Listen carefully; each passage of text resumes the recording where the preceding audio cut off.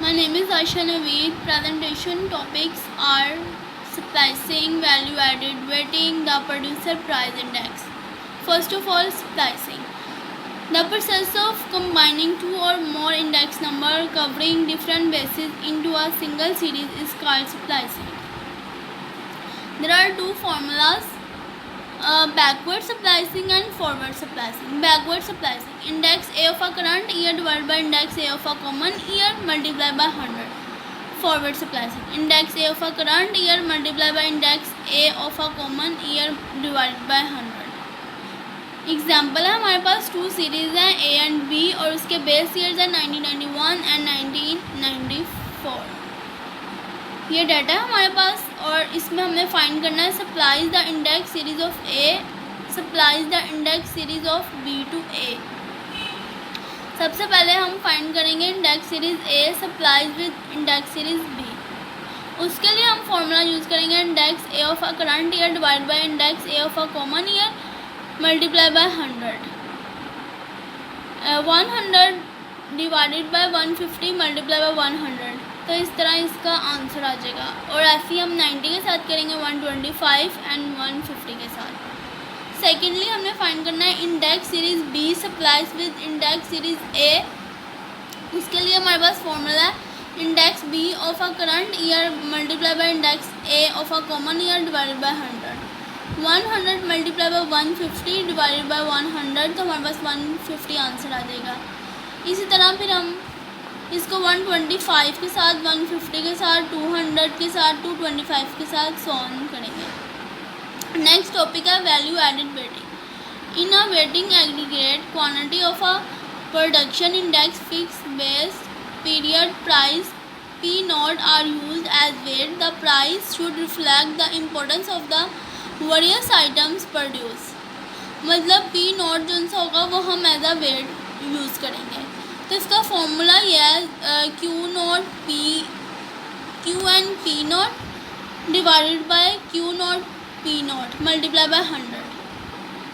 मतलब ये कि जो पी नॉट है वो हम as a base period use करेंगे और ऐसे ही similarly P nought Q nought and P nought Q N उसके बेस पीरियड और करंट पीरियड होंगे वैल्यू एडेड के.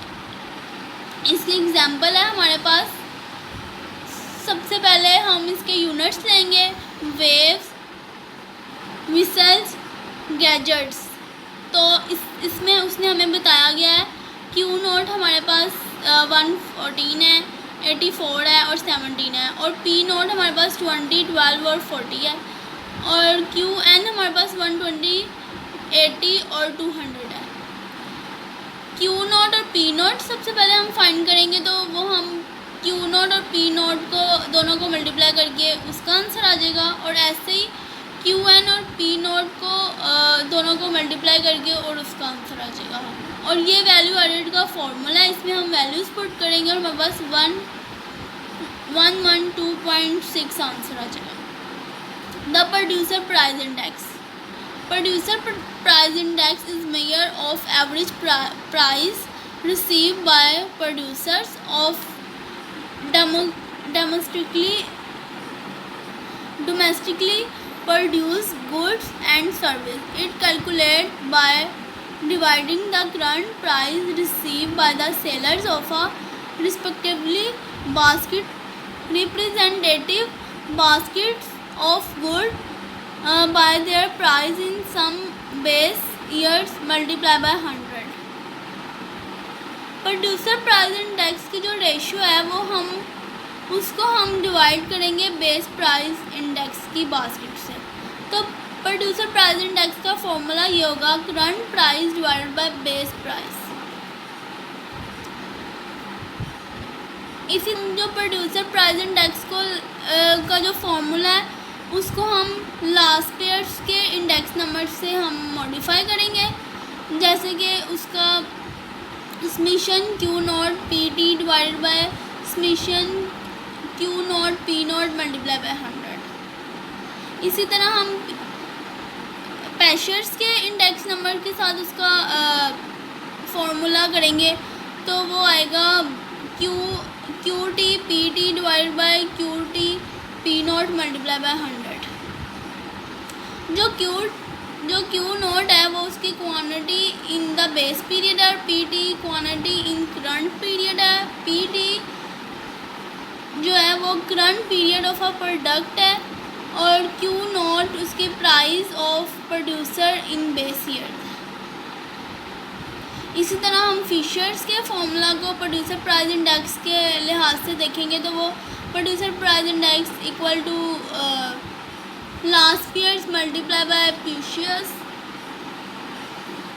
उन दोनों के फॉर्मूलाज को फॉर्मूला को प्रोड्यूसर प्राइस इंडेक्स के साथ रिलेट करेंगे तो वो last year's index multiply by precious index, इन दोनों को मल्टीप्लाई करेंगे तो हमारे पास आंसर आ जाएगा। इसकी एग्जांपल है हमारे पास, ये गिवन डाटा है।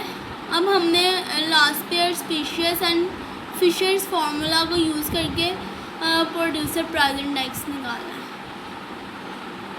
तो सबसे पहले लास्ट ईयर्स के साथ हम इसको फाइंड करेंगे और उन सब की वैल्यूज़ को मतलब ऐड और मल्टीप्लाई करके हमारे पास आंसर आ जाएगा प्रोड्यूसर प्राइस इंडेक्स का।